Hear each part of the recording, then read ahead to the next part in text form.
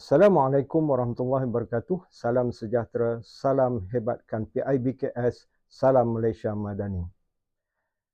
PIBKS, Pelibatan Ibu Bapa Komuniti dan Swasta sedang bersiaran di bahagian kemasukan pelajar ke IPTA UPU Online Putrajaya. Selamat datang saya ucapkan kepada semua ibu bapa dan juga pelajar ke program kali ini, di mana program kali ini kita berkolaborasi di antara PIBKS bersama dengan UPU. Tujuan kita mengadakan program kolaborasi ini adalah untuk memberi penataran kepada ibu bapa dan juga pelajar berkaitan dengan pelajar-pelajar yang akan memasuki ke peringkat universiti, sama ada universiti awam ataupun universiti swasta. Jadi kita berkolaborasi dengan UPU untuk mendapatkan maklumat-maklumat yang terkini tentang bagaimana cara pelajar-pelajar ataupun anak-anak kita memasuki ke peringkat pembelajaran yang lebih tinggi ke universiti tempatan ataupun universiti-universiti yang lain. Jadi saya yakin sudah tentu pelajar-pelajar dan juga ibu bapa sedang dalam keadaan gundah gulana sementara menantikan keputusan SPM anak-anak pada tahun ini. Jadi sudah pastilah dalam masa yang sama ibu bapa sedang memikirkan tentang manakah hala tuju anak-anak kita selepas sahaja mereka habis SPM. Jadi ini adalah salah satu program yang dianjurkan secara bersama di antara PIBKS dan juga UPU untuk memberi penjelasan kepada ibu bapa dan pelajar selepasan SPM dalam memasuki ke universiti-universiti awam tempatan. Sekarang bersama-sama saya adalah pegawai daripada bahagian kemasukan pelajar IPTA, iaitu Encik Muhammad Aidil Azhar bin Harun. Beliau adalah Ketua Penolong Pengarah bahagian kemasukan pelajar ke IPTA. Selamat datang kepada Encik Aidil dan insyaAllah kita akan mengupas dan melihat apakah yang boleh kita dapat daripada program kita pada hari ini. Selain daripada itu, tujuan kita pada hari ini adalah untuk memberikan tempat-tempat ataupun kita nak menunjukkan tempat-tempat yang telah disediakan oleh pihak UPU di negeri-negeri, di zon-zon yang tertentu untuk kita sebagai ibu bapa mendapat maklumat yang berkaitan dengan kemasukan ke universiti ini.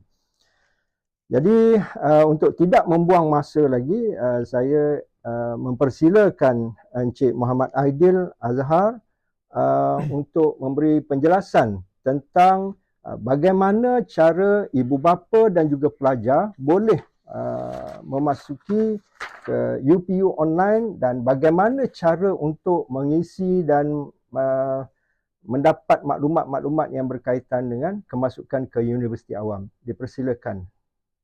Okay, Assalamualaikum dan selamat pagi. Terima kasih Cik Khairul kerana sudi datang ke bahagian kemasukan pelajar IPTA, BKPA di Jawatan Pendidikan Tinggi pada hari ini. Alhamdulillah kita ada satu sesi yang cukup baik untuk hari ini untuk kita berkongsi dengan ibu bapa dan semua penonton berkenaan kemasukan pelajar ke IPTA dan juga LK, yang mana kita tahu saban tahun ada pengambilan pelajar dan pengambilan pelajar ini diuruskan oleh bahagian kemasukan pelajar IPTA ni ataupun BKPA ataupun lebih dikenali sebagai UPU lah, daripada kita ditubuhkan dia since 1922 UPU dan bertukar nama kepada bahagian pengurusan kemasukan pelajar, dan yang nama yang terkini selepas kita ada pertukaran sikit nama, namanya bahagian kemasukan pelajar IPTA. BKPA ni berada di Kementerian Pendidikan Tinggi, di bawah Jabatan Pendidikan Tinggi di Putrajaya.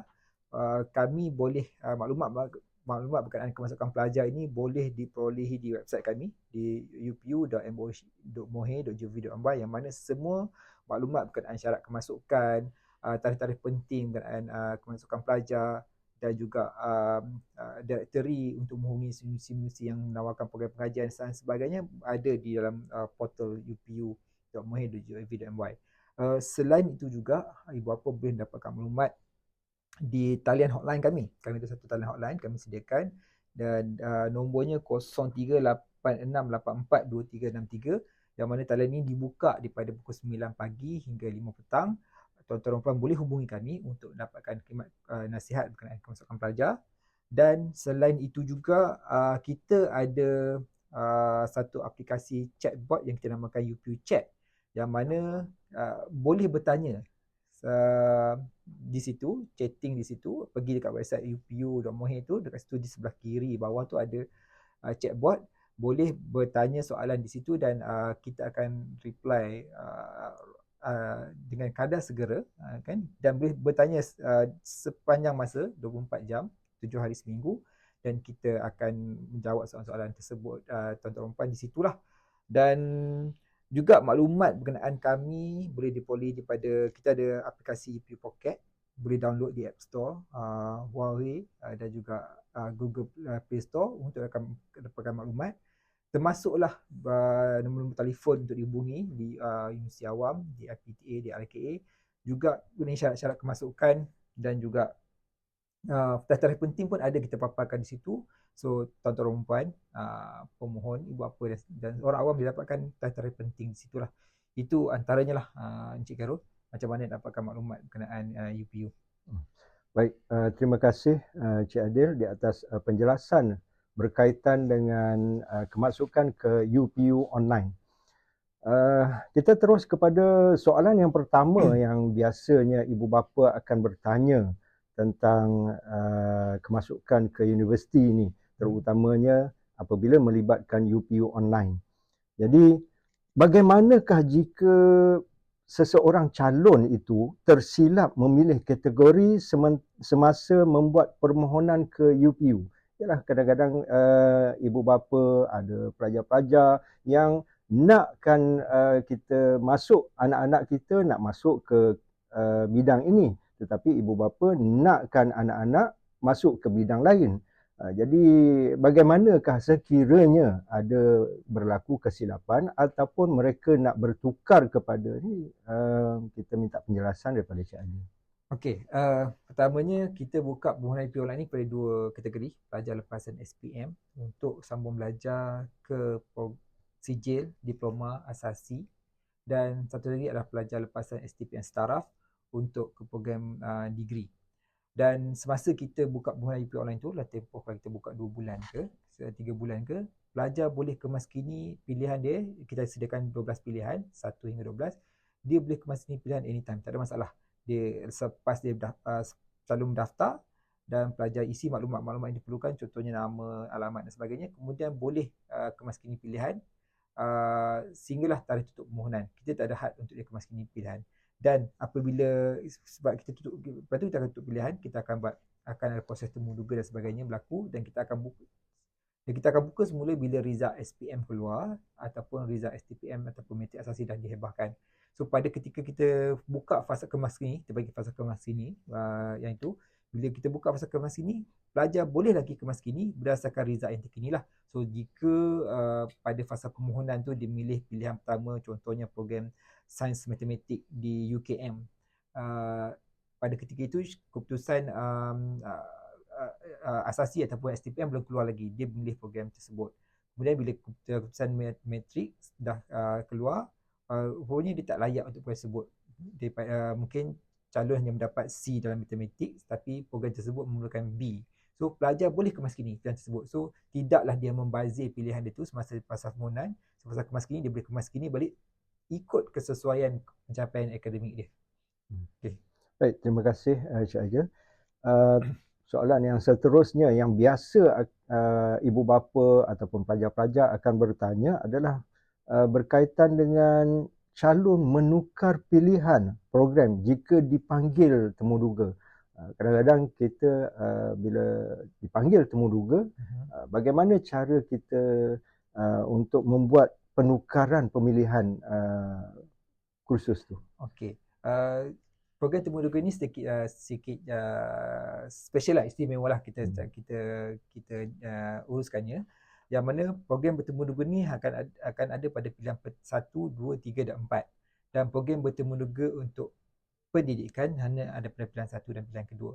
Macam saya cakap tadi, semua pilihan program boleh dikemaskini, tetapi bagi program temu duga yang calon pilih semasa fasa permohonan dan dipanggil temu duga, bila fasa kemaskini, bila kita buka untuk fasa kemaskini, sekiranya calon tersebut layak dan dipanggil temu duga, so pilihan tersebut akan kekal di situ. Sebab kenapa? Sebab universiti dah kita katakan dah shortlistkan pelajar ni untuk ke program tersebut. Cuma belum diproses lagi untuk pemilihan sebab ada lagi perkara-perkara yang belum selesai lah. Bagi pelajar yang pilih program bertemu duga tetapi program tersebut bila result keluar dia tidak layak, dia dipanggil temu duga. Tapi bila result keluar dia tidak layak ke program tersebut, dia boleh kemaskini ke program lain. Dan bagi dia tak dipanggil langsung ataupun masa permohonan nanti dia memilih program bertemu duga tetapi tidak dipanggil langsung oleh universiti, pun dia boleh kemaskini. Cuma program bertemu duga yang dah dipanggil dan dia layak saja yang dia tak boleh kemaskini lah. Sebab dia sebenarnya dia dah hampir kita berkata sebelah kaki dah dapat program tersebut lah. Cuma dari segi prosesnya ada proses-proses yang belum selesai yang menyebabkan kita tak tawarkan lagi. Sebab antaranya adalah sebab result belum keluar lagi. Pada ketika itu result belum keluar, so kita kumpulkan semua pelajar, kita bukan kumpul lah, kita buka semula fasa kemaskini, pelajar boleh kemaskini dulu buat pilihan yang terakhir sebelum kita buat pemilihan dan tawaran. Okay? Baik. Ada satu lagi pertanyaan yang berkaitan dengan kalau sekiranya ada di antara pelajar-pelajar, mungkin pelajar diploma ataupun pelajar matrikulasi mungkin yang mereka sedang belajar, kemudian membuat permohonan secara UPU online, jika calon itu merupakan semester akhir ataupun masih berstatus pelajar, boleh tak calon itu membuat permohonan dalam UPU online? Okey, bagi pelajar asasi ataupun pelajar matrikulasi memang masa kita buka permohonan, biasanya kita buka pada bulan Februari atau bulan Mac tu, mereka berada di semester akhir. Dan pada ketika itu result untuk ataupun semester kedua lah. Okey, memang kita minta pelajar ini memohon pada ketika itu walaupun result tak ada lagi sebab kita nak ada proses temu duga. Dan keputusan matrik mungkin keluar pada bulan 6 kan. Proses temu duga dia adakan pada bulan 5, bulan 4. So memang pelajar matrik ni perlu memohon awal. Sama juga sekarang ni pun pelajar STPM pun result STPM mungkin keluar bulan 5, bulan 6. So masa kita buka permohonan pada Februari Mac tu, pelajar kena mohon dulu menggunakan result yang terkini lah, result pada semester 1 ataupun STPM mungkin result pada semester kedua. So bagi pelajar diploma pula yang berada di tahun akhir pun boleh memohon, tak ada masalah. Boleh memohon dengan syarat apabila kita nak tawarkan nanti, pelajar tersebut mestilah tamat pengajian lah, pelajar pengajian diploma, dan baru kita akan tawarkan. Sama juga pelajar STPM tadi, pelajar matrik tadi, biasanya pelajar STPM ni memang akan tamat lah. Kita akan tahu bila dia dah semester kedua, semester ketiga dia akan tamat pengajian. Sama juga pelajar matrik pun dia akan tamat mengajar pada semester kedua. Cuma pelajar diploma ni mungkin akan ada di extend dan sebagainya kan, daripada 3 tahun mungkin 3 tahun setengah dan sebagainya. Tapi pada ketika kita menawarkan program pada pelajar ini, tak kisahlah pelajar STPM ke, pelajar matrik ke, pelajar diploma kan, calon-calon ini sudah tamat mengajar lah sebab dia menggunakan sijil itu untuk ke degree. Contohnya dia menggunakan sijil asasi untuk ke program degree ataupun sijil matrik untuk ke program degree. So mestilah dia ada tamat dulu pengajian tersebut untuk dia sambung ke peringkat lebih tinggi lah. Okay. Kita tak ada masalah, mohon dulu pada ketika program UPU online itu dibuka supaya dia boleh buat pilihan dan universiti boleh mempertimbangkannya, dan bila tamat nanti kita akan tawarkan. Baik, begitulah ceritanya tentang kemasukan pelajar-pelajar ke universiti awam, sama ada lepasan SPM, STPM ataupun daripada peringkat diploma. Dan soalan seterusnya Encik Aigil ya. Yang ini memang biasanya orang akan bertanya lah tentang semasa di SPM ataupun di STPM, mereka mengambil subjek yang contoh macam sastra ataupun sains lah, kita kata sains. Tetapi apabila nak masuk ke peringkat universiti ni, boleh tak mereka mengambil bidang yang lain daripada bidang sains yang mereka ambil tu? Okey. Ibu bapa dan juga calon perlu tengok syarat kemasukan ke program. Sebagai contoh, kita katakan untuk ke program sains komputer yang memerlukan kena ada MAT. Contoh kena ada MAT. So, kalau dia memenuhi syarat ke program tersebut, tak ada masalah. Pelajaran daripada bidang mana sekalipun, daripada apa mata pelajaran dia ambil, masa di peringkat SPM atau STPM, sekiranya mata pelajaran tersebut sesuai dengan ataupun memenuhi syarat minimum untuk masuk ke program tersebut di peringkat degree, dia boleh memohon, ataupun diploma dia boleh memohon. Sebagai contohnya, kalau pelajar tu di peringkat SPM dia mengambil macam bio, fizik, kimia, account, MAT, dan bila pelajar ni atau calon nak sambung ke program diploma, dia nak tukar selera dia daripada sains tadi, dia ambil sains kan, bio, fizik, kimia, MAT, dia nak tukar ke accounting, contoh diploma in accounting, dan dia memang ada account dan dia ambil ekonomi, contohnya account. So jika cara itu menetapkan pelajar ni perlu ada account dan MAT, dia memenuhi syarat, dia boleh mohon, tak ada masalah. Sama jugalah kalau pelajar tersebut daripada pelajar aliran sastra nak buat sains komputer, yang sains komputer hanya meletakkan syarat perlu ada matematik dan sains saja, dan dia memenuhi syarat tersebut, dia boleh mohon, tak ada masalah. Okey, yang ini biasanya kita apabila di peringkat universiti, pelajar-pelajar akan ambil MUET. Jadi boleh tak calon ini membuat permohonan UPU online tanpa keputusan MUET? Okey. Ini pun setiap tahun ni soalan ni setiap tahun bertanya, boleh tak boleh. Nak memohon UPU online tak ada masalah. Boleh memohon tanpa ada MUET. Pelajar-pelajar lepasan dia MUET ni syaratnya untuk keperluan degree lah. Pelajar lepasan STPM setara. Pelajar SPM tak perlu. Pelajar STPM setara ni nak ke degree kena ada MUET.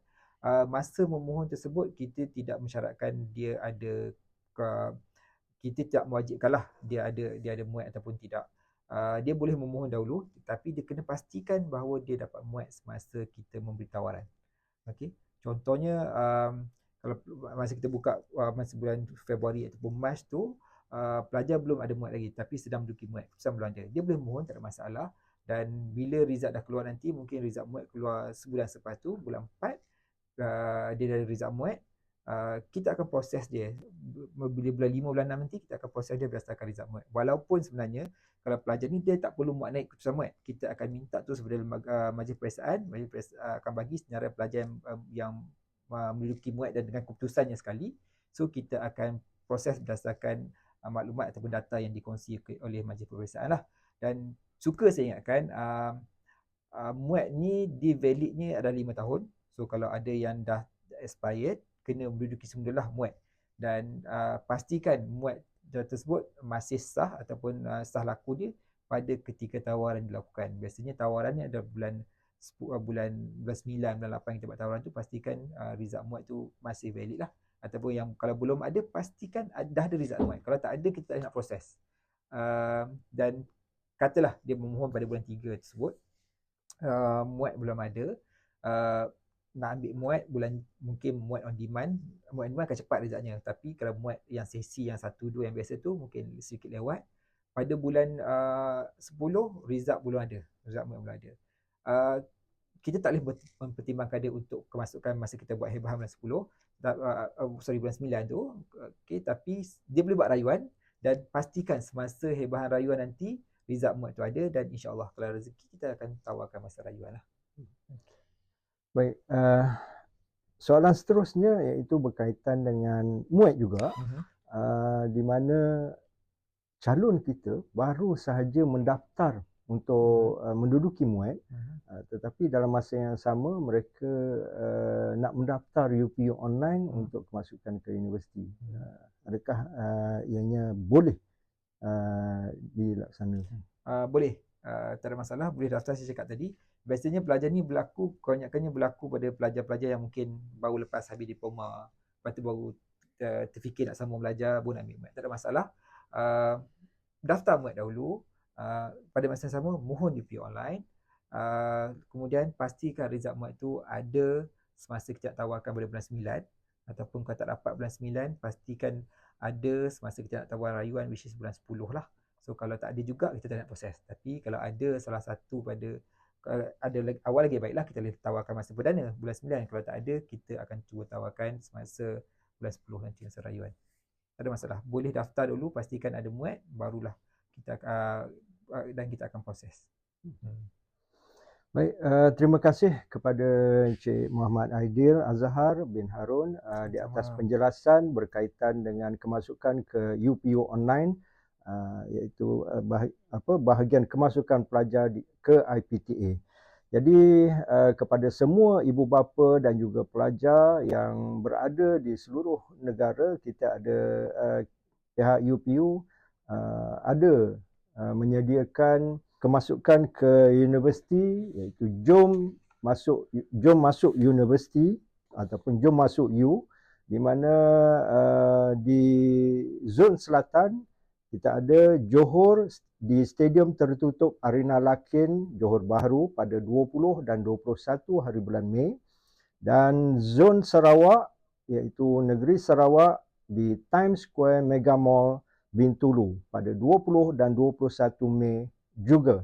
Jadi insyaAllah kita beramai-ramai, sesiapa yang berada di sana, sekiranya ibu bapa sedang bercuti ke sana ataupun ada kerja di tempat-tempat yang disebutkan ini pada tarikh dan masa yang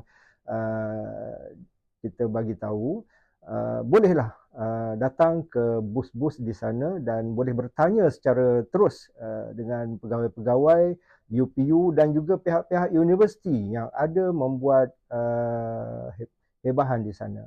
Jadi sekali lagi saya ingin mengucapkan berbanyak terima kasih kepada pihak UPU online atas kerjasama ini, di mana kita dapat bersama-sama dengan ibu bapa dan juga pelajar-pelajar memberi penataran kepada ibu bapa dan pelajar-pelajar berkaitan dengan kemasukan ke universiti. Jadi sekali lagi saya ingin mengucapkan terima kasih dan salam hebatkan PIBKS.